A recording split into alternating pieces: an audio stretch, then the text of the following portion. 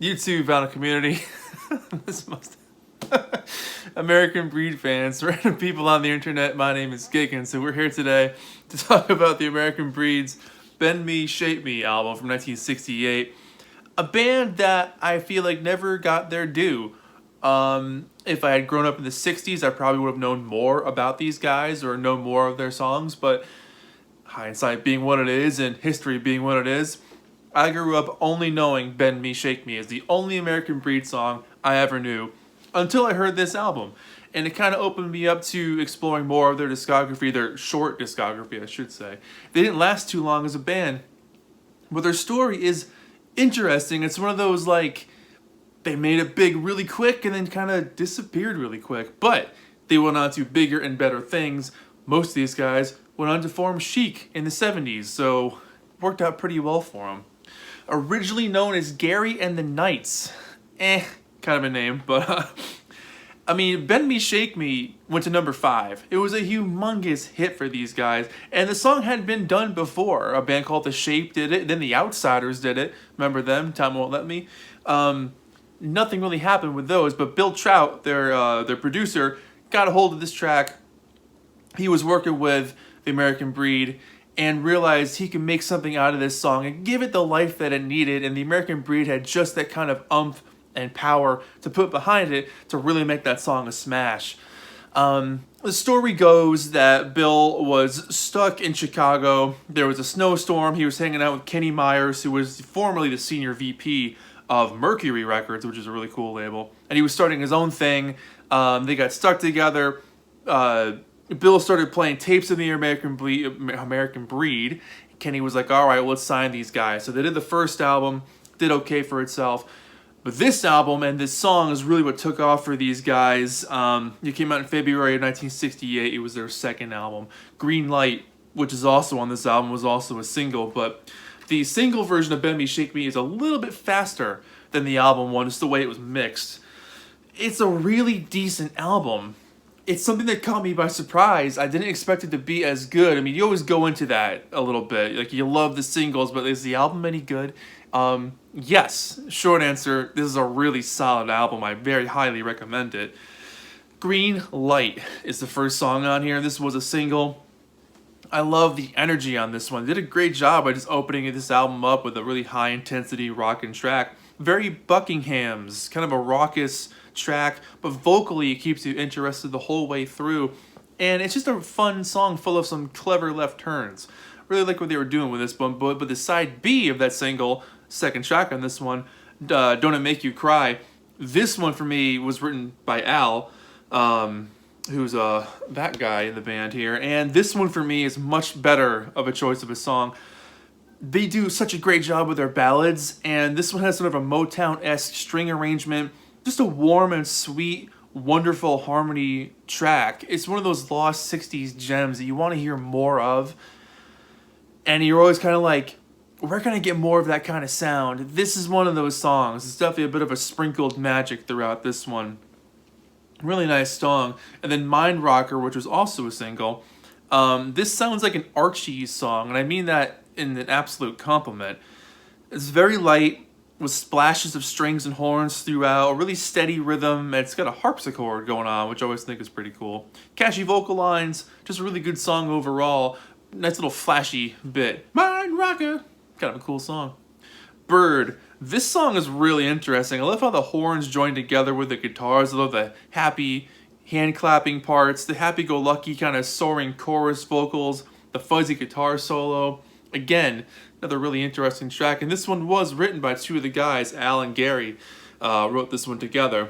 Something You've Got, a real groover, amazing harmonies on this one, just a damn good song. The ending is really cool. It's one of those like fake fade outs and then it comes back again and ends finally. Something that really, you get your money's worth for 2 minutes and 50 seconds here. And Don't Make Me Leave You, the last song on side one, really dramatic, pulsing tension on this one, edge of your seat, very Chicago-esque, blood, sweat, and tears kind of a song on this one. Really great solo splashes on this track as well. And then you get to side two with Bend Me, Shape Me. And this is the song we all know and love, and rightly so. It was a top 5 hit back in the day, And it's been on American radio ever since. It's something that I think has become a part of the DNA of the 60s. It's one of those songs, we turn the radio on, you're going to hear this one at some point, and you're not going to know the name of the band, more than likely. It's one of those things where it's like, that was Bend Me, Shape Me, and the next song. So this song is amazing. The rollicking toms, the horns that are slightly seductive, the lead vocal, which is cool and sly, but then really rips during the chorus.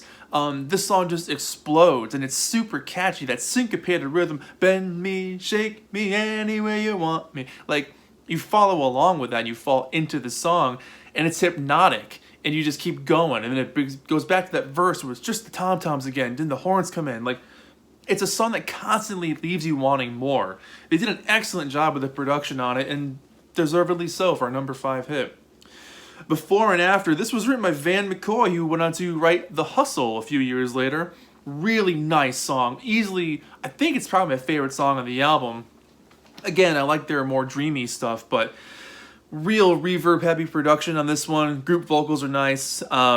Syncopated rhythm that goes along with those bells. It just sounds like a summer sunset. Very Gary Puckett and the Union Gap-ish, if you will. This should have been a top 20 hit. This should have been a single. This should be on the radio. This should be part of the 60s DNA that we all know and love. This song is just magic in 2 minutes and something seconds. 2 minutes and 45 seconds to be exact.